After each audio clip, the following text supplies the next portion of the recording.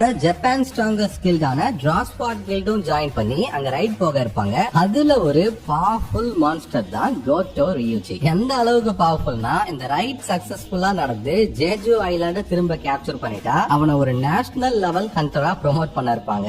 S rank ஹண்டர்ஸ்லயும் ஒரு மான்ஸ்டரா இருக்கவங்கள தான் நம்ம நேஷனல் லெவல் ஹண்டர்னு சொல்லுவோம். அப்படி இருக்க ஒருத்தனை ஜின் ஒரு 1v1 மேட்ச்ல கதற விட்டுருவான். விட்டா கொன்னுட்டு இருப்பான்ற அளவுக்கு. நம்ம ஜேஜு ஐலாண்ட் ரைட் ஸ்டார்ட் ஆகிறதுக்கு முன்னாடி அந்த குயின் ஆண்ட் ஒரு பவர்ஃபுல் மான்ஸ்டரை கிரியேட் பண்ணிருக்கோம். லைக் அப்படியே ஹண்டர் எக்ஸ் ஹண்டர் மெருவம் மாதிரி. மான்ஸ்டர்னா சாதாரண மான்ஸ்டர்ல கோட்டோ ரியூஜியை ஒன் ஷாட் கில் பண்ணிடும் இந்த பிளாக் ஹேண்ட். ஒரே ஸ்லாஷ்ல கோட்டோவோட தலை கீழே விழுந்து கிடக்கும். அந்த அளவுக்கு கொன்னது மட்டும் இல்லாம இந்த அளவுக்கு அவன் வீக்கா இருக்கான்றத நினைச்சு டிசப்பாயிண்ட் வேற ஆகும். எது ஒரு நேஷனல் லெவல் ஹண்டரை பார்த்து இந்த மான்ஸ்டர் டிசப்பாயிண்ட் ஆகுதுன்னா அப்ப பாத்துக்கோங்க. அதுக்கப்புறம் ஆல்மோஸ்ட் 6 எஸ் ரேங்க் ஹண்டர்ஸ் இந்த பீஸ்ட் சோலோவா போட்டு புரட்டி எடுக்கும். அதுக்கு முன்னாடி அவங்க நிக்க கூட முடியாதுன்ற அளவுக்கு ஆல்மோஸ்ட் எல்லாருமே சாகர நிலைமையில இருப்பாங்க. அப்ப புரோட்டாகனிஸ்ட் நிலைமை என்னன்னு யோசிச்சீங்கன்னா ஜின் அவன்கிட்ட இருக்க எல்லா பவரையும் யூஸ் பண்ணி அந்த மான்ஸ்டரை அபியூஸ் பண்ணான்னு தான் சொல்லணும். ஜின் உள்ள என்ட்ரான உடனே அந்த பேட்ல வேற மாதிரி ஆயிடும். லைக் ஒரு ஆன்ட் ஆர்மியை சமன் பண்ணா